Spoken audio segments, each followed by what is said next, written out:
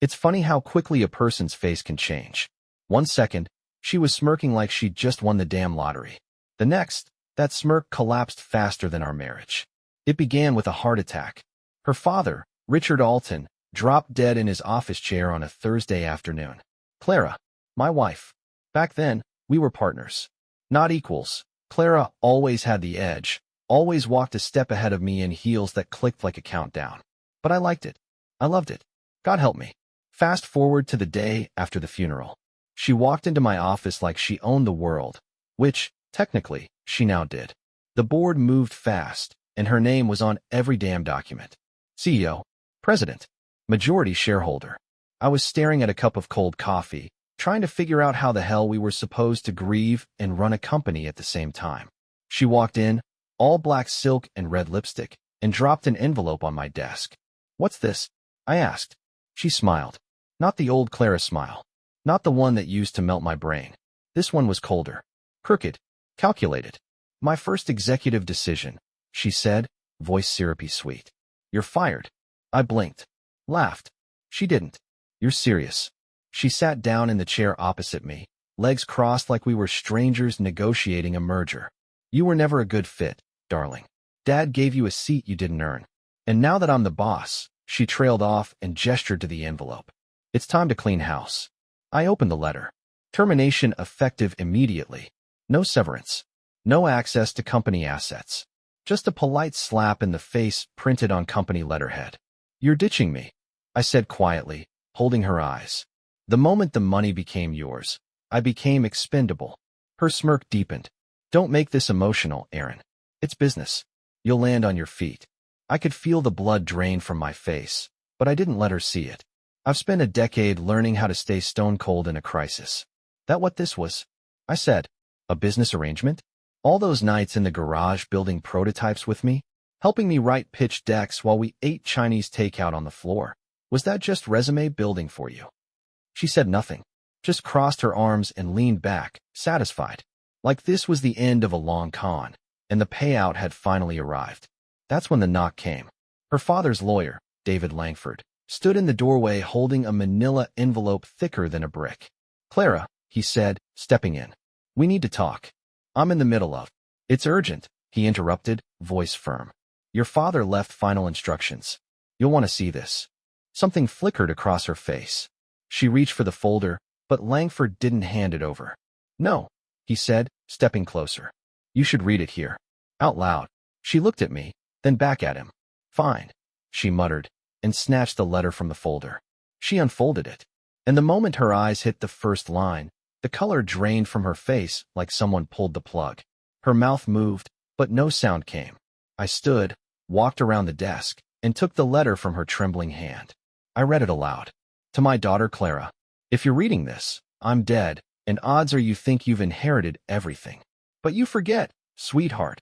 I built this company because I knew how to think 10 steps ahead. Which is why I amended my will 6 months ago." My heart thudded once. Clara's lip twitched. "Your shares are held in a marital trust, meaning they are jointly owned, with your husband. You cannot sell, transfer, or make executive decisions without his approval. If you divorce, the shares revert back to the trust for review by the board. Your power ends the moment your marriage does." I paused, looked at her. She looked like she'd been sucker punched. "Guess Dad didn't trust you as much as you thought," I said. Her mouth opened, then closed. Speechless.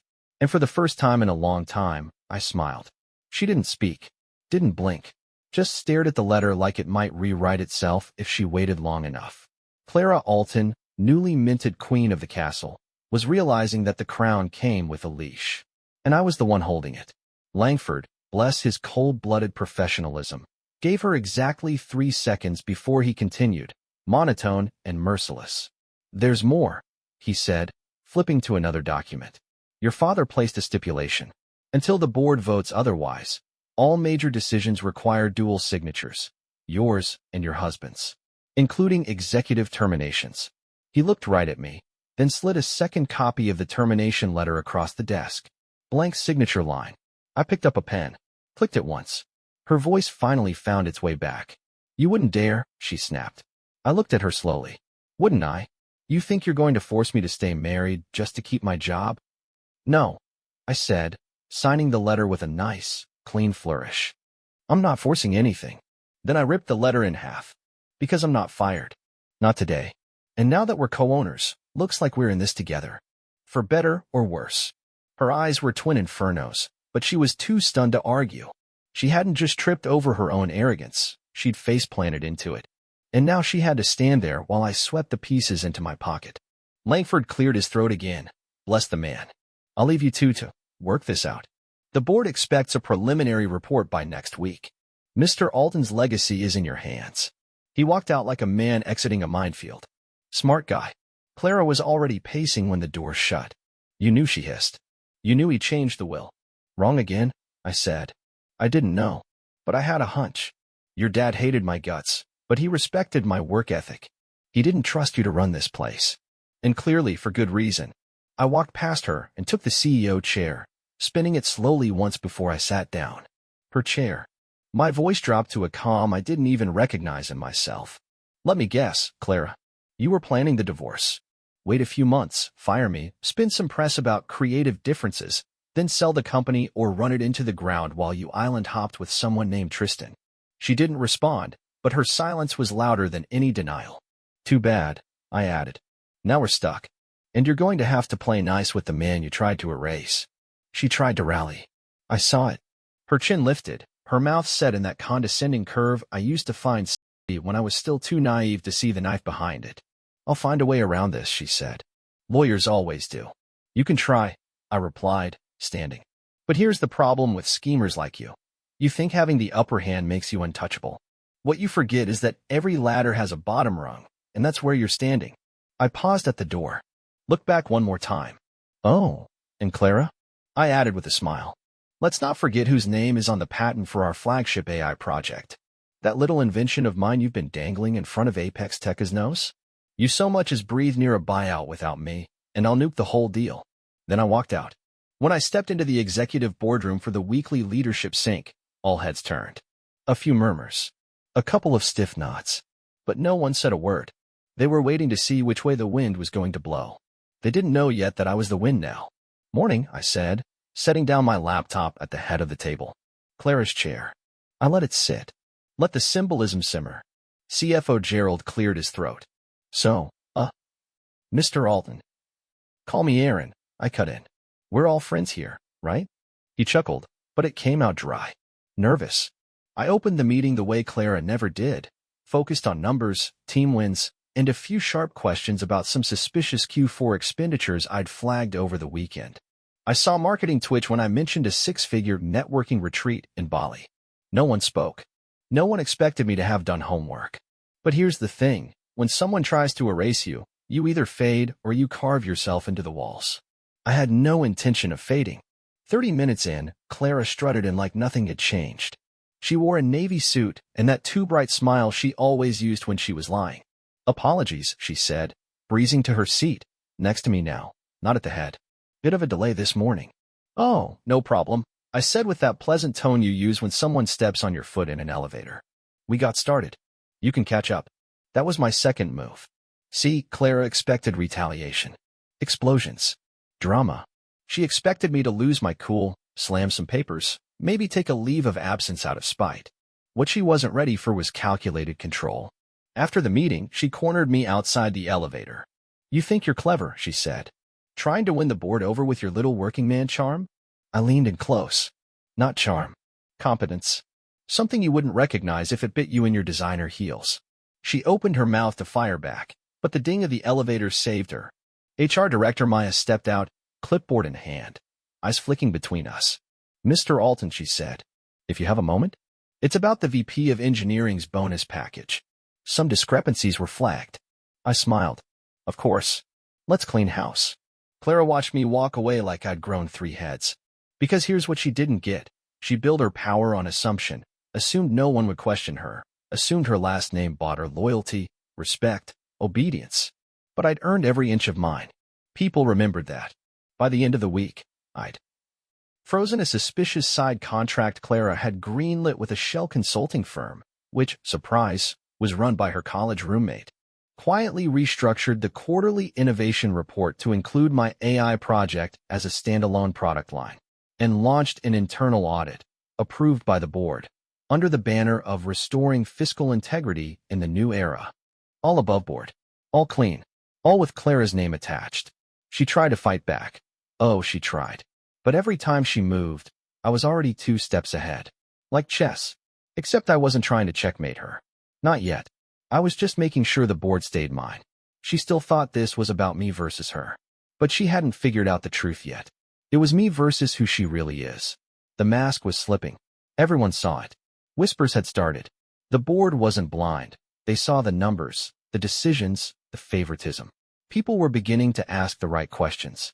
My only job now was to make sure they got the right answers. She stormed into my office before noon, her heels clicking like a metronome of denial. "You're trying to turn the board against me," she said flatly. "No," I replied, not even looking up from my laptop. "You're doing that just fine by yourself. Don't play smug with me, Erin." Smug? I leaned back and finally gave her my full attention. "Clara, I gave you years. Loyalty. My best work. You repaid me with a pink slip and a smirk. You fired your husband. On a Monday. With security standing outside my door." She flinched. Just a little. But I saw it. "You don't get to act shocked that the people here are starting to wonder if you're fit to lead." "I am the company now," she said, chest rising. "My name is on the damn building." I stood up, slowly, walked over to the window, looked down at the lobby, where her father's portrait still hung in gold trim. "Your father used to say something," I said, not turning around. "A company isn't a name. It's the people who believe in it. And you think they believe in you now?" she said, venom creeping into her voice. "I think," I replied, turning, "that they believe in someone who doesn't treat them like pawns on a chessboard made of glass." That one landed. I saw her swallow it. And then, like clockwork, the mask came back on. "Well," she said, smoothing her blazer, "if you're so desperate to be the hero, enjoy it while it lasts. I've got a few moves left, Erin. You're not the only one with connections." I gave her a look that made her hesitate. "I'm counting on it," I said. That night, I called Langford. Asked him one question.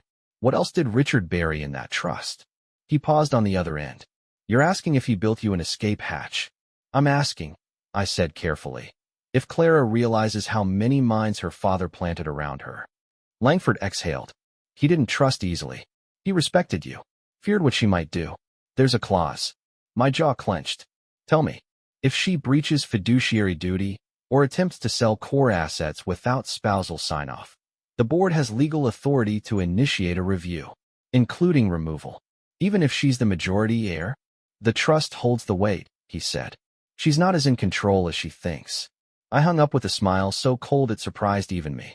The next morning, I slid into the elevator with 2 board members, Donovan and Patrice. Longtime family friends, loyal to the Alton name.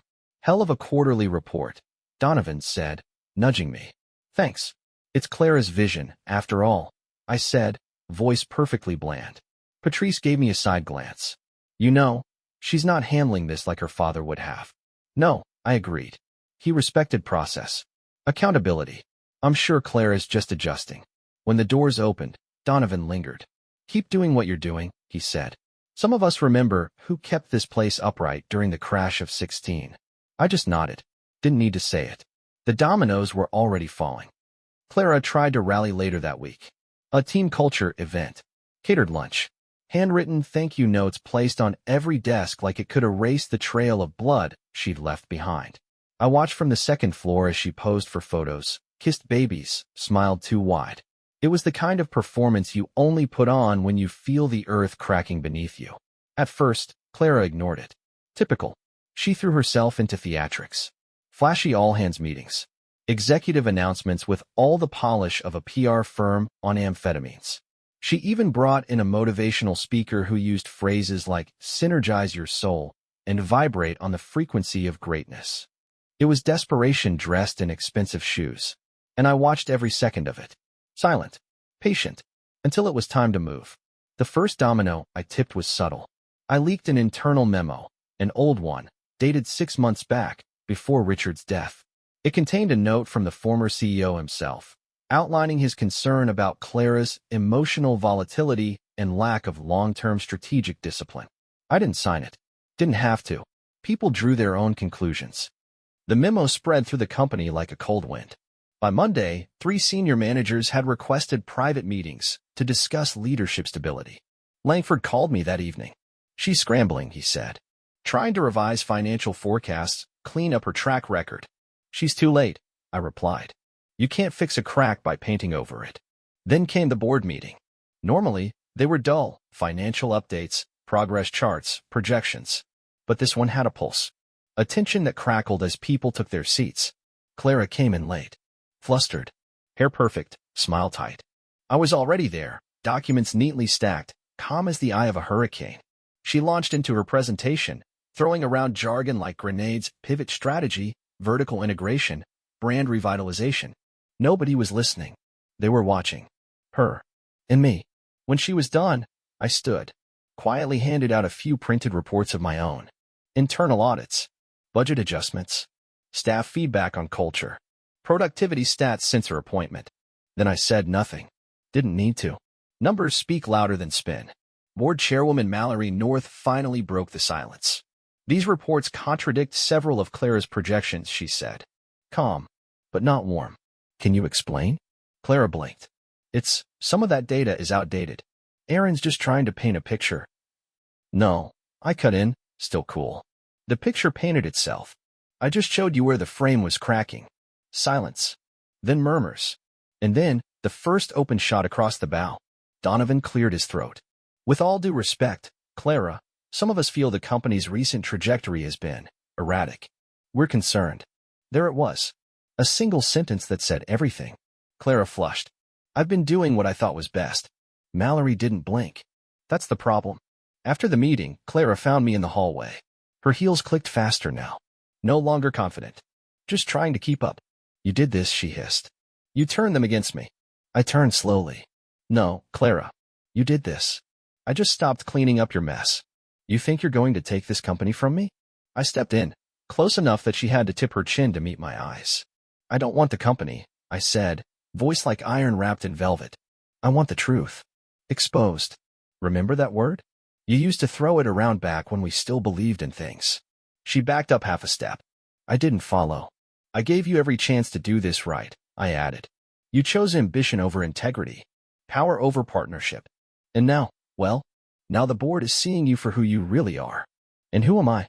she snapped. I gave her a long, slow look. "You're the woman who thought she could bury her husband and forgot he knew where all the bodies were hidden." That night, I went back to the house we used to call home. She wasn't there, of course. These days, she was renting some penthouse condo with neutral tones and urban views. Whatever that meant. But I didn't go there to remember us. I went there to pack my final box. The last one. Our wedding photo sat at the bottom of the drawer. Us on the balcony in Capri, sunlight in her hair, the whole world ahead of us. I looked at it. Then I took out a lighter. Let it burn in the sink, watching the flame eat through the smiles. It started with a headline. Small. Local. Buried halfway down the business page in a newspaper nobody read unless they were 60 and still trusted ink over pixels. Trouble at Alton Tech? Sources cite internal turmoil, question CEO's direction. No names. No smoking gun. Just enough smoke to make people wonder if there was fire. And oh, there was. Clara stormed into the office with the paper clutched in her hand like a loaded weapon. "You did this," she said, voice sharp enough to peel paint. "You leaked this to the press." I didn't even look up. Just sipped my coffee and flipped a page on the quarterly earnings report. "Did what?" I asked. "Don't play dumb, Aaron." I raised my eyes, calm as a still pond. "You think I leaked something to the press? About a company I co-own. Which would, in turn, affect my own shares. That's cute. You." I cut her off. Maybe someone inside got tired of the chaos. The fear. The fact that they don't know if you're going to blow $1 million on branding or fire half the team to fund a company retreat in Bali. Her face flushed the way it always did when she couldn't win the argument with words. Because there were no words. Not this time. Only consequences. Over the next week, the story grew legs. Other outlets picked it up. CEO Clara Alton under scrutiny after board rift. From power couple to corporate civil war? Alton Tech faces leadership crisis. And the worst part for her? None of it came from me. It came from the quiet conversations she thought didn't matter. The exec assistant she snapped at for bringing lukewarm espresso. The DevOps manager whose budget got slashed after a lukewarm report. The junior accountant she humiliated in front of the entire finance team. People remember how you treat them, especially when you're wearing a crown they helped hold up. And when that crown slips, they don't rush to fix it. They watch. Langford called me on a Tuesday night. Board meeting's been moved up. Emergency session. Why? Clara's been talking to investors. Off-book. Trying to broker a side deal. I think she's trying to buy you out privately. I laughed. Actually laughed. First time in a while. She doesn't have the capital for that. She's using company leverage. Might have promised them exclusive IP rights to your AI work. That sobered me. She's gambling with stolen chips. Exactly. And the board wants answers. Wednesday morning, the boardroom felt different. There was no small talk. No pastries. Just silence, the kind you get right before a verdict is handed down. Clara stood at the head of the table, wearing a black dress. Power heels. Hair pulled back like she was going into battle. She made her pitch. Clean. Polished. Lies stacked on top of half-truths with a cherry of desperation on top. I let her finish. Then I stood, placed a folder on the table, opened it slowly like I wasn't dropping a bomb. Inside? Emails confirming her side conversations. Screenshots of Slack messages from her assistant. A transcript of a call courtesy of a friend in compliance, where she promised investor access to proprietary tech she didn't have the right to sell. Silence. Then Mallory leaned forward, reading. Clara, this is serious. It's out of context, she said quickly. He's manipulating this to make me look. It's your voice, I said. Your words.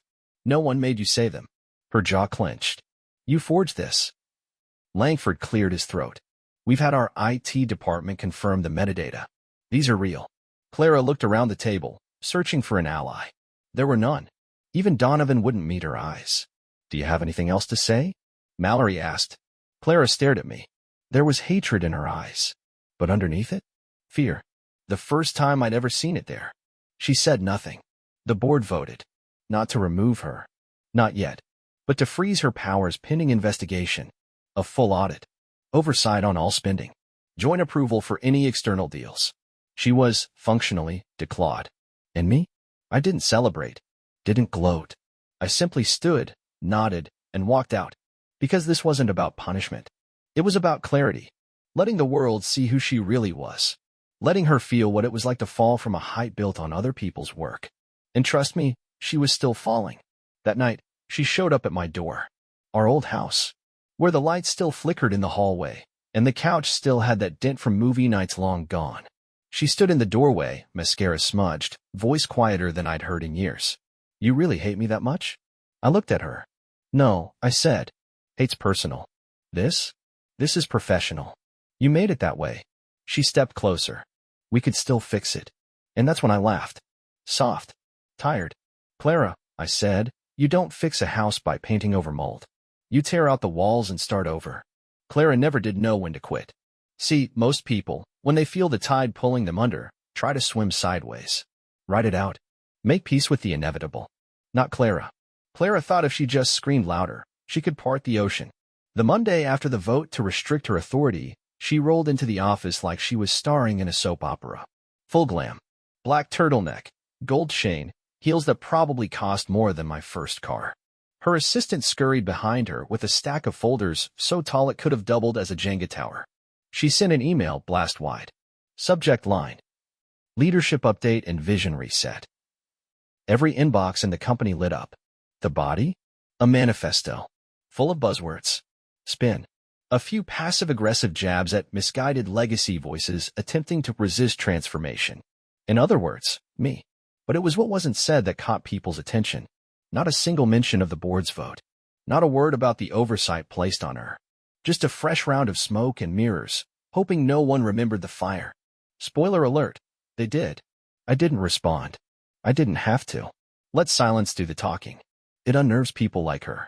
You take away the attention, and they start to wither. But I did prepare something. A quiet little PowerPoint. Simple. Precise. The cost of chaos, Clara Alton's 90-day impact report.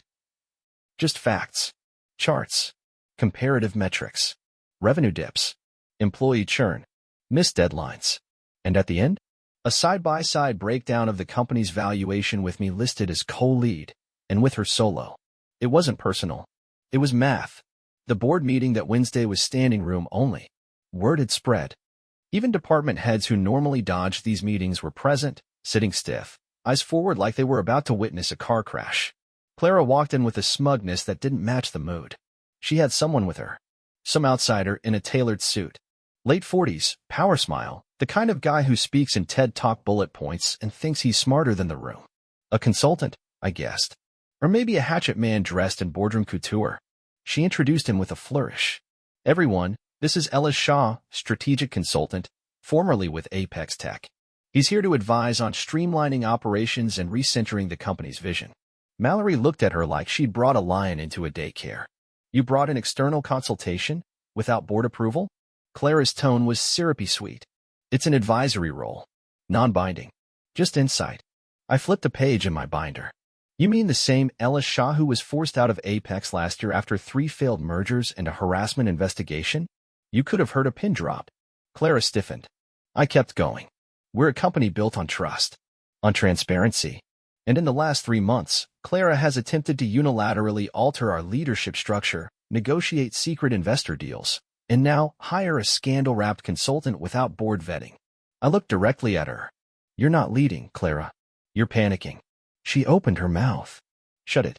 For once, the words didn't come. Mallory cleared her throat. I believe it's time we discuss permanent measures. Clara stood, frantic now. You're making a mistake. You think he is going to save this company? She pointed at me like I was the villain in a children's cartoon. You think he's not manipulating all of you? This is revenge. That's all it is. No, Patrice said quietly. This is rescue. And just like that, the tide turned. The vote was called. Clara Alton was removed as acting CEO, demoted to a non-voting board position pending further review. Her email access revoked before the meeting ended.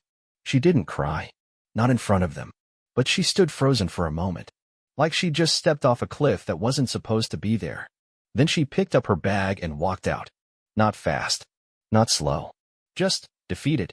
The heels didn't click this time. They dragged.